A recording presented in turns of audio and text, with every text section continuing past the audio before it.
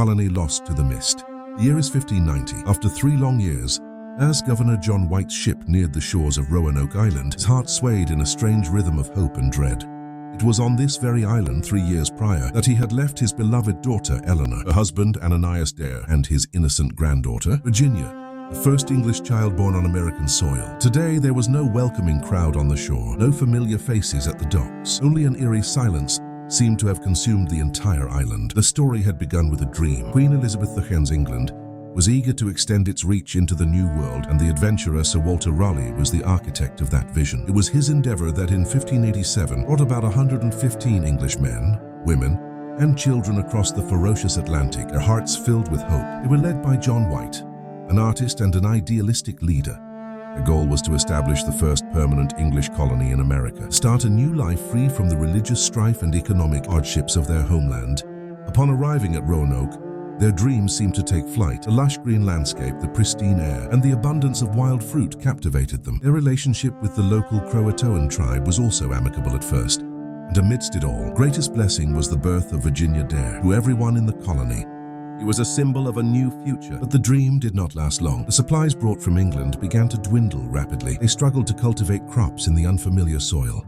The whims of nature and their own inexperience pushed them to the brink of survival. As hunger, fear, and uncertainty mounted, the colonists decided that someone must return to England for aid. That difficult responsibility fell upon Governor John White. He did not want to leave. His heart ached at the thought of leaving his daughter and his infant granddaughter in this perilous land. But for the sake of 115 souls, he agreed. The farewell was heartbreaking. Looking into his daughter Eleanor's tear-filled eyes and the innocent face of his granddaughter, he promised, "I will return. I will return as soon as I can." As soon as John White reached England, fate began to play a cruel game. England was embroiled in a great war with the Spanish Armada. Every available ship was commissioned for battle. None could be spared for a voyage to America. Days turned into months and months into years.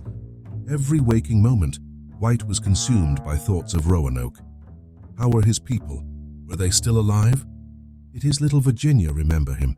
These questions tormented him relentlessly. Finally, after 3 agonizing years, in 1590, he managed to secure passage on a ship.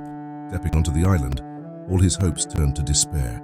The entire settlement was deserted. The houses stood empty, with no sign of life within. Belongings were scattered, but there were no signs of a struggle or an attack. It was as if everyone had vanished in an instant. Frantically, John White searched for his daughter and granddaughter. Reaching the center of the settlement, he saw a single word carved deep into a wooden post: Croatoan.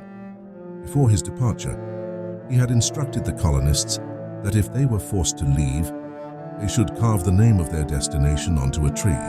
If they were taken by force, they were to add a cross symbol beside the name.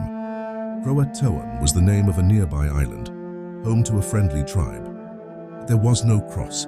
What did this mean? Did they voluntarily go to Croatoan Island, seeking refuge and a new life with their native allies? Decades later, other explorers would claim to have seen indigenous people in the region with blue eyes and blonde hair, hinting at English ancestry. Or was there a more terrifying truth hidden behind this single clue? Perhaps they were annihilated in a surprise attack by a hostile tribe, or by the Spanish, who had settlements nearby. Yet the absence of bloodstains or any signs of a battle weakens this theory. Could it be that the terrible wrath of nature had consumed them? Did a devastating hurricane or an unknown epidemic erase the last traces of the colony? Or perhaps, driven by desperation and internal conflict, a group had attempted the perilous journey back to England, only to be lost to the depths of the ocean. John White tried to sail to Croatoan Island, but a violent storm forced his expedition to turn back. With his supplies exhausted and his spirit broken, he had no choice but to return to England. He spent the rest of his life trying to fund another voyage to find his lost family and his colony, but he would never set foot in America again.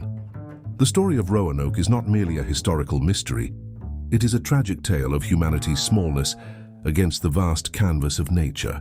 It is the story of a people who dreamed of conquering the wilderness, only to be swallowed by it. The only clue they left behind, Croatoan, still whispers the unspoken story of those 115 souls, a primal struggle for survival, forever lost in the mists of time,